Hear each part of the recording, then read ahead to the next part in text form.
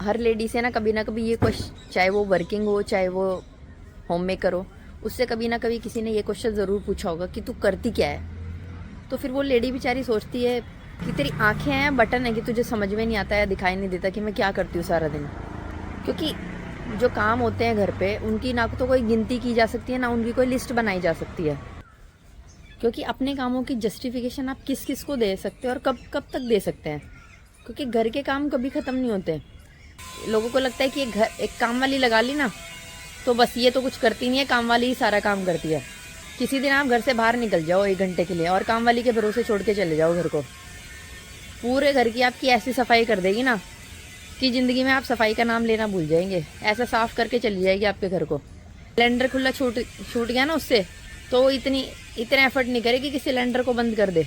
उसका काम हो जाएगा ना, 1 सेकंड भी वो एक्स्ट्रा नहीं रुकेगी, वो निकल लेगी।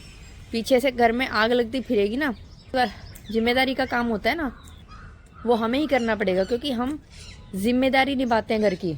घर में आपका प्रेजेंस ही बहुत है दूसरे आदमी को ये दिखाने के लिए कि इस घर का कोई करता धरता है और इस घर के साथ तुम किसी भी तरीके की छेड़छाड़ नहीं कर सकते हो।